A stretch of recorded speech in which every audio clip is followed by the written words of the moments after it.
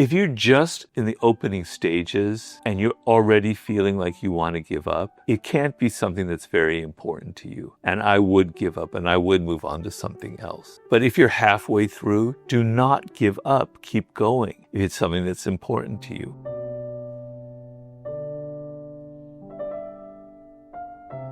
How do you know when to stick with something or give up on it and move on to something new?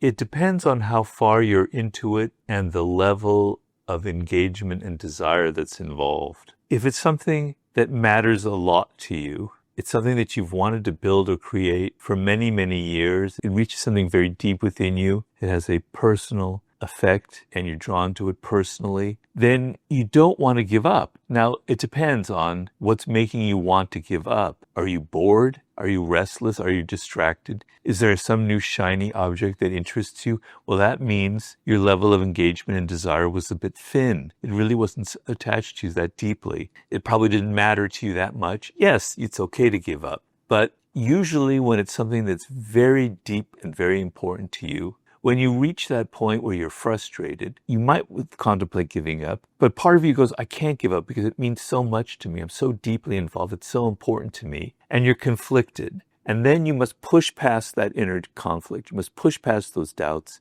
and go ahead and build it and continue on.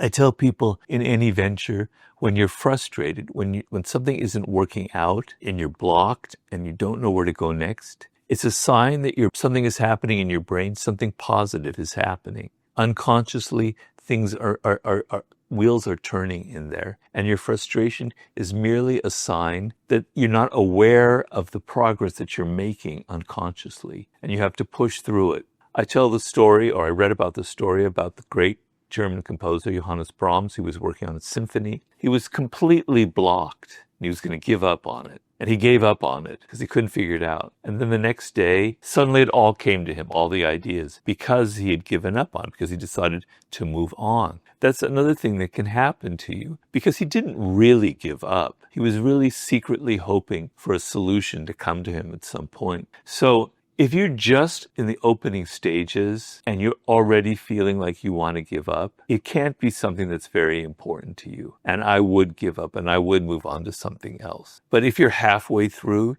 you're two-thirds the way through whatever you need it is, do not give up. Keep going if it's something that's important to you, right? So the key to everything in life is going at tasks and work that have a deep personal engagement to you, that mean a lot to you, that have something that you've been attracted to for your whole life, and all of your emotions are sort of fixated on this thing. And so when you have moments when you want to give up, your level of desire and love for the actual work will overcome those moments of giving up. But you don't want to be somebody who's always distracted, who's always seeing, oh, there's something new and exciting out there. I want to join that because that seems more fun than the tedious task of completing this project. If that's what's motivating you, you're in a shitload of trouble in life, because that's going to be a pattern you're going to set and you'll never, ever finish anything. One thing I would say is, sometimes for the sake of your own soul, even if you don't like it anymore, finish the damn thing so you have a sense of, I finished it, I did it, I actually accomplished it. It wasn't much fun,